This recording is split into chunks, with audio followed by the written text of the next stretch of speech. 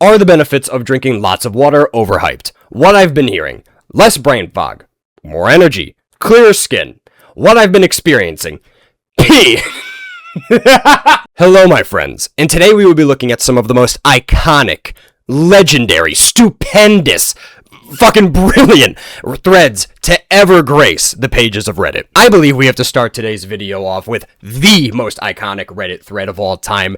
I am, of course, talking about the cylinder. Smart Calendar 1874 gave us a masterclass in gaslighting, and it worked on fucking nobody, at least anybody with a brain, but your girlfriend is definitely going to want to take a class or two of his. How would you get a small cylinder 5.1 inches in length and 4.5 inches in girth unstuck from a mini M&M's tube filled with butter and microwave mashed banana? Every time I read this damn line, my goddamn diaphragm contracts involuntarily. That's no small cylinder. It sounds like a perfectly adequate cylinder to me. Average size, you might say. That's from Jason Likes CTE, which you can develop CTE from spending more time on Reddit. Yes, thank you, but that might be part of the problem. Thank you killed me. Stupid, sexy green M&M. That green M&M has been more sexualized than Sydney Sweeney. Just in case you're wondering, the average length is about 5.1 inches, and the average girth is around 5.5. This man is mathematically, statistically, painfully average. If you ever asked his girlfriend, is it big, he's definitely getting hit with the, oh honey, it's perfect. From then on, people went along with the bit because Smart Calendar did not break character at all.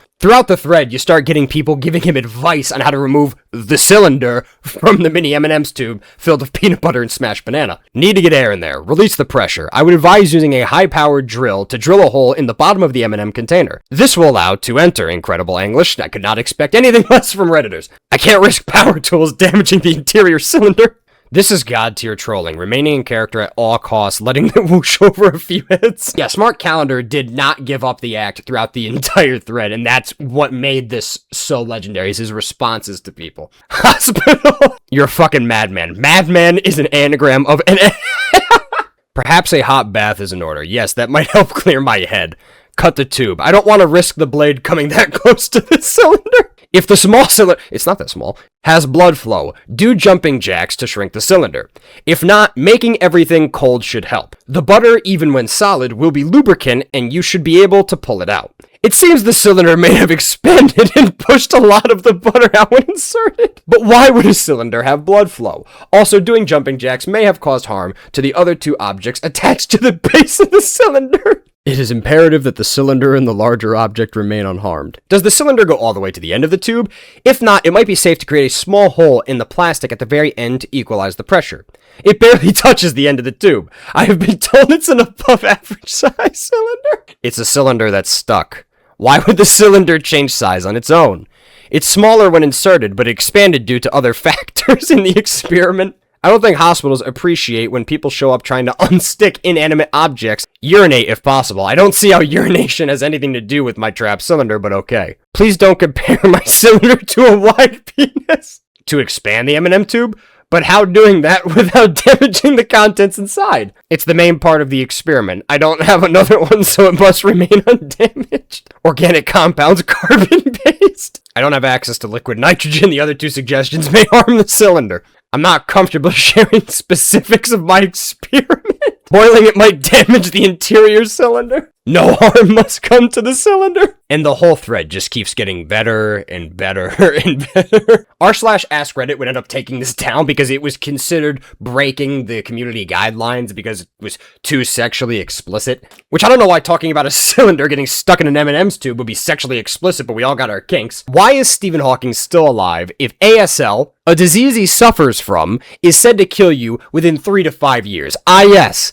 ASL, American Sign Language, a disease that Stephen Hawking was known to suffer from. I know he meant to say ALS, but it's kind of ironic that he said ASL, because due to ALS, he wouldn't have been able to perform ASL. Edit, oh no, guys, I'm so sorry, rip Stephen Hawking. Because he posted this thread very shortly after Stephen Hawking died. So the whole thread after that is just people shitting on him or joking like, hey OP, can you make a post about my ex-wife? Because evidently this guy's the harbinger of death. Whoever he names in Reddit just fucking dies. Now going back to r/ask Reddit, Andy, not saying all the fucking numbers, asked, you and a super intelligent snail both get $1 million, and you both become immortal. However, you die if the snail touches you. It always knows where you are, and it slowly crawls towards you. What's your plan? Now that thread was posted 9 years ago, but it has lived in infamy. No doubt you have seen a post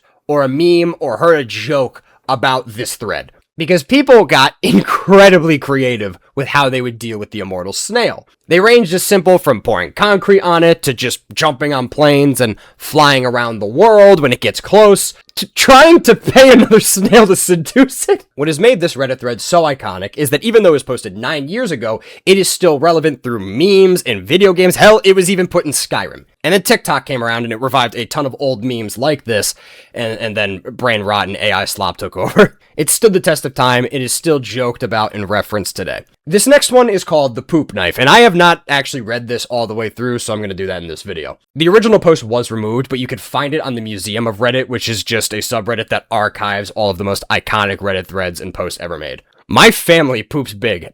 Hell of an opener. Maybe it's genetic, maybe it's our diet, but everyone births giant logs of crap. If anyone has laid a mega poop, you know that sometimes it won't flush. It lays across the hole at the bottom of the bowl, and a vortex of draining water merely gives a spin as it mocks you. Growing up, this was a common enough occurrence that our family had a poop knife.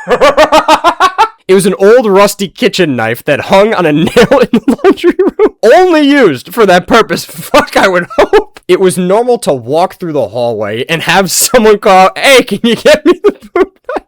I just did abs yesterday, so laughing fucking hurts. I thought it was a standard kit. You have your plunger, you have your toothbrush, and you have your poop knife. Fast forward to 22. It's been a day or two between poops, and I am over at my friend's house. Oh, fuck. My friend was a local dealer and always had guests over, because you can't buy weed without sitting on your ass and sampling it for an hour. I excuse myself to lay a gigantic turd. I look down and see that it's a sideways one. Oh, fuck. So I crack the door and call out for my friend. He arrives and I ask him for his poop knife. My wife... 22 years. 22 years he's lived. He's never had to ask that question. Never in my 24 years of life has anybody ever had to ask me such a question. Your poop knife, I say. I need to use it. Please. What the fuck is a poop knife? I'm loyal, and if my buddy ever asks me for a poop knife, I'm getting him that knife, no questions asked. Obviously he has one, but maybe he calls it by a different, more delicate name. A fever cleaver? A dung divider? A guano cleaver? I explain what it is and why I want it. He starts giggling, then laughing, then lots of people start laughing, and it turns out the music stopped, and everyone heard my bleed through the door. It also turns out that none of them had a poop knives. No shit. Oh, the poem was not intended. I just say no shit to everything. It was just my fucked up family and their fucked up bowels. FML. I told this to my wife last night, who was amused and horrified at the same time, brother. Wise that you wouldn't share her this story after you married her. It turns out she did not know what a poop knife was and had been oh no! And had been using the rusty old knife hanging in the utility closet as a basic utility knife. Thankfully, she didn't cook with it or used it to open any Amazon boxes. She will be getting her own utility knife now. Edit, common question. Why this was not in the bathroom instead of the laundry room? Answer. We only had one poop knife, and the laundry room was central to all 3 bathrooms. What the fuck? You could just use 2 other knives. I have no idea why we didn't have 3 poop knives. All I know is that we didn't. We had 1. Possibly because my father was notoriously cheap and with about the weirdest things. So yes, we shared the poop knife. His father's giving Sergeant Johnson energy. Back in the Marine Corps, we had 3 plungers and a knife, and we had to share the knife. That is truly one for the books. Now, during COVID, when everyone was in lockdown, Rick Ashley posted an image of himself saying, I found a few funny memories during lockdown. This is from my first tour in '89 backstage in Vegas. For the most part, the thread was very wholesome, with most people showing love for Rick and Rick showing love back. That is, until a Redditor by the name of The Malleable Duck posted, I think I might cry. It's actually you. I met you at a backstage event when I was 12. Seriously, a big fan. And I've seen your concert 5 times. Now, the user left a link on his post, and when you click on it, Yes, the link was a Rick roll. And you want to know who fell for it? Rick fucking Ashley. This little internet goof became such a big deal that it was mentioned on Times Magazine, so the malleable duck is forever cemented as a legend in internet history. That's all the ones I have for today, guys. Thank you so much for taking time out of your day for watching, and if you want, I'll probably do a part 2 with some more iconic Reddit threads. Hope you have a great day, hope you learned something new, and I love you guys.